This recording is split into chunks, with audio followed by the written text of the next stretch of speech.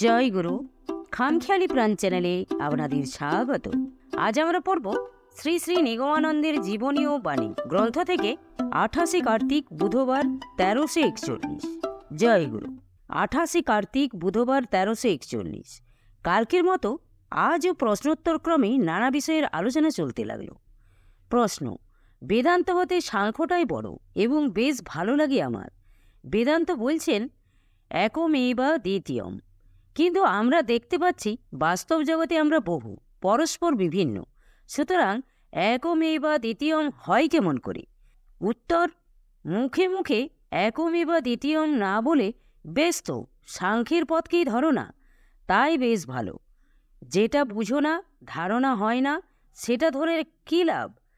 বেদান্তের সাধনা অনেক দিন হয় দেশ থেকে উঠে গেছে, কিন্তু এই কথাও জেনে রেখো, বেদান্তের মত সবচেয়ে শ্রেষ্ঠ মত। সাংখ্য বলছেন এক প্রকৃতি বহু পুরুষ, বেদান্ত বলছেন এক পুরুষ তার বহু প্রকৃতি। ভিন্ন ভিন্ন স্তর হতে বা স্ট্যান্ড পয়েন্ট হতে এক এক দর্শন বিচার করছেন। সাংখ্য না পড়লে বেদান্ত বোঝা যায় না। বেদান্ত উচ্চ স্তরের। সাংখ্যের বিচার একটা ব্রহ্মাণ্ডকে নিয়ে, আর বেদান্তের বিচার সমষ্টি ব্রহ্মাণ্ডকে নিয়ে। এক প্রকৃতি বহু পুরুষ, এই হলো সাংখ্যের মত। এমনি অনন্ত কোটি ব্রহ্মাণ্ড রয়েছে, এক একটা ব্রহ্মাণ্ডকে এক এক প্রকৃতি আবৃত করে রয়েছে। তেমনি অনন্ত কোটি ব্রহ্মাণ্ডকে আবৃত করে রয়েছেন এক মহাপ্রকৃতি, সর্বোপরি দ্রষ্টা পুরুষ। এইভাবে হচ্ছে বেদান্ত ও সাংখ্যের সমন্বয়। প্রশ্ন: কালী মূর্তি, যে মূর্তির আমরা পূজা করি তা কী প্রকারের দেবতা? ওইরূপ উলঙ্গ মূর্তির অর্থই বা কী? উত্তর: মূর্তি দুই রকমের।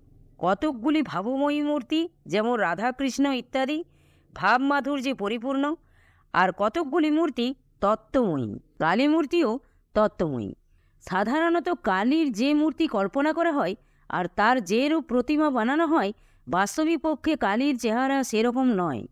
মা মা বলে ডাকলে যদি ওই ভয়ঙ্কর মূর্তিতে এসে মা তার ছেলেকে দেখা দেন, তবে তো ছেলে গেছে আর কি। বাস্তবিক পক্ষে কালীর চেহারা ওরকম নয়। কতকগুলি তত্ত্বের একটি প্রতীক মাত্র। মুন্ডমালার একটা তত্ত্ব আছে, নিষ্ক্রিয় সবের ওপর দাঁড়িয়ে থাকার একটা তত্ত্ব আছে ইত্যাদি। যেমন বিরাট পৃথিবীর একটি আকার মানচিত্রে আঁকা হয়, একটা পূর্ব গোলার্ধ, একটা পশ্চিম গোলার্ধ। ছোট ছেলেরা তাই দেখে মনে করে বুঝি পৃথিবীটা ওই রকম ফ্ল্যাট, কিন্তু বাস্তবিক পক্ষে তা নয়। বড় হলে, জ্ঞান হলে তারাই আবার বুঝতে পারে যে পৃথিবী সম্বন্ধে একটা আইডিয়া দেবার জন্য ওই রকম করে পৃথিবীকে আঁকা হয়। সেই রকম তত্ত্বময়ী মূর্তিও এক একটা তত্ত্বের মানচিত্রের মতো। অনুশীলন করলে তত্ত্ব প্রকাশ পাবে। প্রশ্ন: রাসলীলার তাৎপর্য কী? উত্তর: রসের ক্রিয়া সমস্ত জগৎময় হচ্ছে এবং সর্বক্ষণ হচ্ছে। সমস্ত প্রাণী, উদ্ভিদ ইত্যাদিতে ওই ক্রিয়া দ্বারা জগৎ চলছে। রাসলীলা তাই দেখাচ্ছে। প্রশ্ন: আমরা হিন্দুরা সব রকমই পিছিয়ে পড়ছি, আর্থিক হিসাবে আমরা অত্যন্ত পশ্চাৎপদ। এমত অবস্থায় আমাদের কর্তব্য কী? উত্তর: আর্থিক উন্নতির জন্য চেষ্টা করতে হবে, তবে আগেকার দিনের পথে নয়, নতুন পন্থা ধরতে হবে। আগে লক্ষ্মী পূজা করে ঐশ্বর্যশালী হতো, এখন হচ্ছে ক্রমশ লক্ষ্মী ছাড়া। পূজা হয় কোথায়? যে ব্রাহ্মণের দ্বারা তোমরা পূজা করাও, সেই ব্রাহ্মণই 4 পয়সার দক্ষিণার লোভে বাড়ি বাড়ি দৌড়ে বেড়ায়, আর সে এনে দেবে তোমাদের ঐশ্বর্য।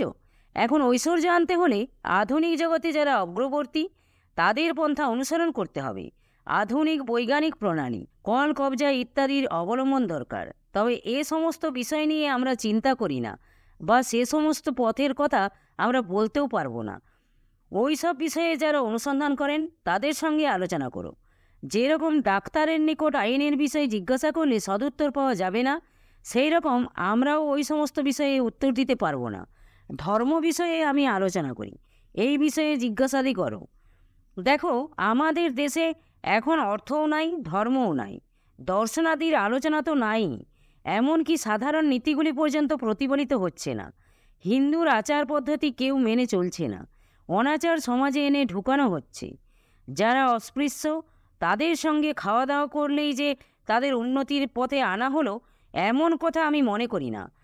তাদের প্রকৃত শিক্ষা দীক্ষা দিতে হবে, নতুবা তাদের সংস্রবে তোমরাও অধঃপতিত হবে। যে সমস্ত অনাচরণীয় জাতি মন্দিরে প্রবেশ করতে চায় তাদের আমি বলে দেখেছি, বাপু, হিন্দুর দেবতার এখন কিছু নাই। ও দেবতার নিকট না গিয়ে ভগবানের সাধন ভোজন করো, কিন্তু তাতে তাদের মন যায় না, তারাও ভগবান চায় না। অনাচার আনলেই কি সমাজ উন্নত হবে? সাধারণ নীতিগুলি পর্যন্ত আমাদের দেশে প্রতিপালন করে না। সত্য কথন, ব্রহ্মচর্য পালন এসব করলেই ধর্মের পথে যাওয়া যায়। নীতি পালন ছাড়া কেউ ধর্মপথে যেতে পারে না। দেখো, খ্রিস্টানদের মধ্যে বহু লোক নীতি সম্পন্ন। ওরা যে সমস্ত নীতি পালন করে, আমাদের দেশের লোক তা করে না। ওদের ওই সমস্ত বিষয়ে শিক্ষাও ছোটকাল হতে দেওয়া হয়। একবার হঠাৎ একখানা বই আমি কুড়িয়ে পাই। খুলে দেখি যে বইখানা অক্সফোর্ড মিশন হতে প্রকাশিত। বইখানা পড়ে দেখলাম যে ওদের দেশে ছোটকাল থেকে কীরূপ সুন্দরভাবে নীতিশিক্ষা দেওয়া হয়। আমি পড়ে মুগ্ধ হয়ে গেলাম। তারপর সেই বইখানা আমি আমার স্কুলে পাঠ্য করতে বলেছি। কয়েকখানা চিঠির ভিতর দিয়ে ছোট্ট শিশুকে তার টিউটর কীরূপ সুন্দরভাবে সৃষ্টিতত্ত্ব বুঝিয়ে দিয়েছে, পড়ে অবাক হয়ে গেলাম। জননেন্দ্রিয়কে কীরূপ সম্মানের চোখে দেখিয়েছে তা বলা যায় না। তার অপব্যবহারে কীরূপ কুফল হয় তা সুন্দর রূপে বোঝানো হয়েছে। আমিও আমার ব্রহ্মচর্য সাধন পুস্তকে কোনো দর্শনাদির বিষয় লিখি নাই, কেবল নীতি পালন ও নিয়মাদি পালন এই বিষয়েই ঝোঁক দিয়েছি। ভারতবর্ষ ধর্মের দেশ, তোমরা ধর্মে উন্নত হও, জগতে তোমরা গুরুস্থান অধিকার করো। পাশ্চাত্য জগৎ ঐহিক উন্নতি করেছে, তোমরা তাদের সঙ্গে নিজ নিজ সম্পদ আদান প্রদান করো। পূজা দিয়ে আমি উঠিয়ে দিতে বলি না, তবে যে পূজা এখন হয় তা কিছুই নয়। দর্শনাদির আলোচনা দেশে কিছুই নাই, কেবল আছে অর্থহীন পূজা। তবে এই পূজা পদ্ধতি অবশ্য হিন্দু জাতিকে হিন্দু বলে এতদিন রক্ষা করেছে। আমার মত যে পূজার মতো পূজা করো। যদি ভোগ কিংবা ঐশ্বর্য চাও, তাহলে রজগুণকে উদ্বুদ্ধ করতে হবে। তমগুণে দেশ তলিয়ে গেছে, তাই রজগুণের দরকার। বিবেকানন্দ স্বামী সে কথা বলে গেছেন। আমি নীতি পালনটাকেই সর্বোচ্চ স্থান দিই। নীতি পালনে সত্যিকার ধর্মবোধ একদিন জাগবেই। শক্তির উদ্বোধন হলে সকলেই তাকে সম্মান করে। যে জগৎকে কিছু দিতে পারবে, সে হিন্দুই হোক বা অন্য জাতিই হোক, লোকে জাতি বলে তার বিচার করে না। জগদীশ বসু, রবীন্দ্রনাথ ঠাকুর এরা জগৎকে নতুন জিনিস দিয়েছেন। এদের আদর সকল জাতির নিকটই। আজ ব্রাহ্মণ যদি সাত্ত্বিক গুণের বিকাশ করতে পারে, সেই ব্রাহ্মণের পায়ে এসে সবাই লুটিয়ে পড়বে। আসল কথা হলো, আমরা নীতিচ্যুত হয়ে গেছি। যে পথ ধরে সাধনা করবে, সেই পথই বরাবর ধরে চলবে। একবার এ পথ একবার ও পথ ধরলে লক্ষ্যস্থানে পৌঁছতে অনেক দেরি। রামকৃষ্ণদেব বলতেন, কূপ খনন করতে হলে এক স্থানেই করতে হয়। এক স্থানে কিছু আবার অন্য স্থানে কিছু খনন করলে কোনো দিনই কূপ খনন হবে না। নিচের দিকে গিয়ে বৃক্ষের মূল বা ইট প্রভৃতি বাঁধলেও সেই গর্তই খুঁড়ে যাবে। ভিন্ন ভিন্ন পথ, কিন্তু প্রথম অবস্থায় এক পথের পথিক অন্য পথকে দেখতে পায় না।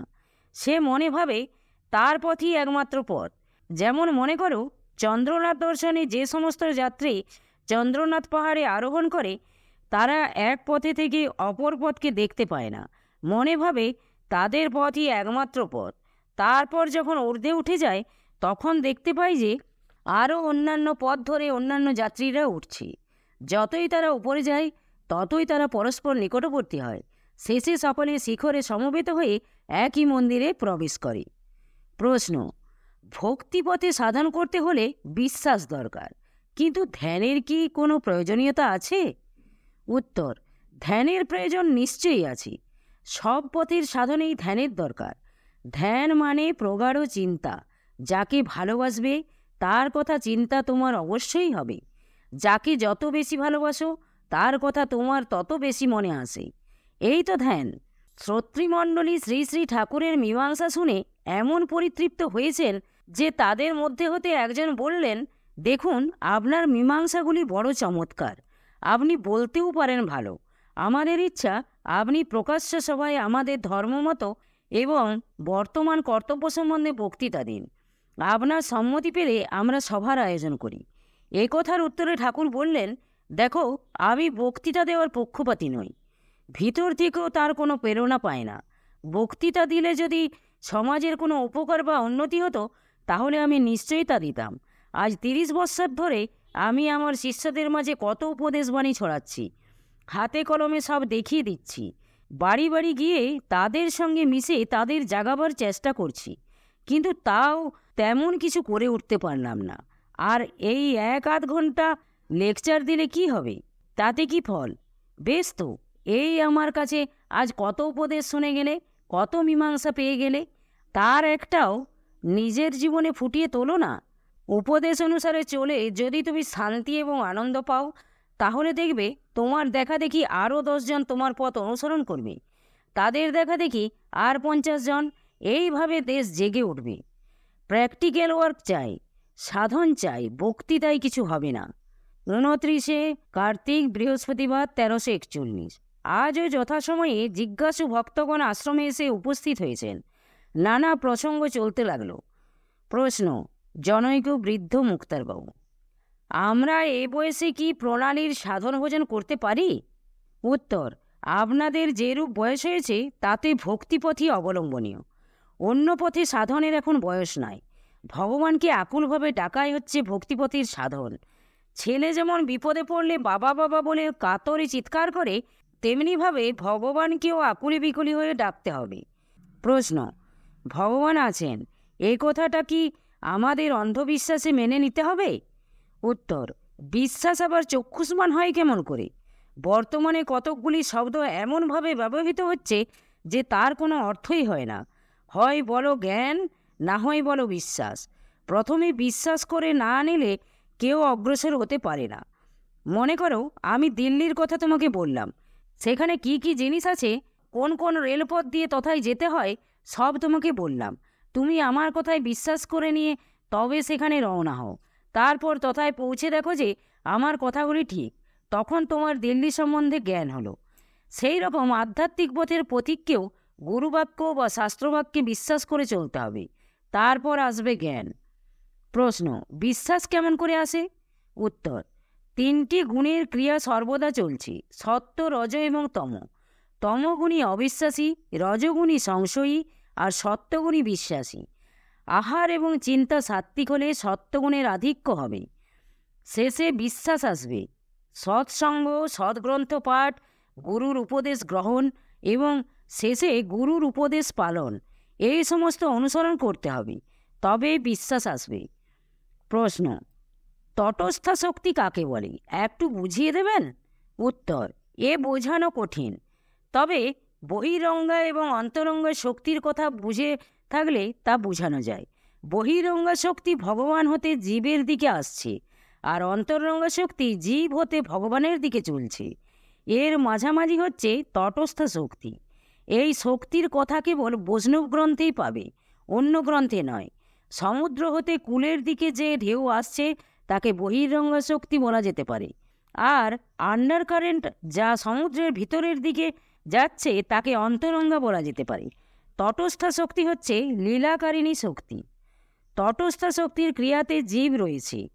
বৈষ্ণব গ্রন্থে জীবকে ভগবান হতে পৃথক ধরে বলেই জীবের স্থায়িত্বের জন্য ওইরূপ শক্তি ধরে নেওয়া হয়েছে। বৈষ্ণবদের মতে যে জীব নিত্য, তা এই তটস্থ শক্তি হিসাবেই। প্রশ্ন: আমাদের শাস্ত্রে ভগবানের শক্তিকে পৃথকভাবে দেখানো হয়েছে কেন? উত্তর: শক্তি ও শক্তিমান অভেদ। শক্তি ভিন্ন শক্তিমানের কোনো চিন্তা হয় না, তাই শক্তিমানের শক্তিকে পৃথকভাবে প্রকট করা হয়েছে। এই জন্যই সর্বত্র ভগবানের যুগল রূপ দেখানো হয়েছে। জয় গুরু, জয় গুরু। আজ এই পর্যন্তই। যদি আপনাদের ভালো লেগে থাকে তাহলে চ্যানেলটিকে সাবস্ক্রাইব করে সাথে থাকবেন। জয় গুরু, জয় গুরু।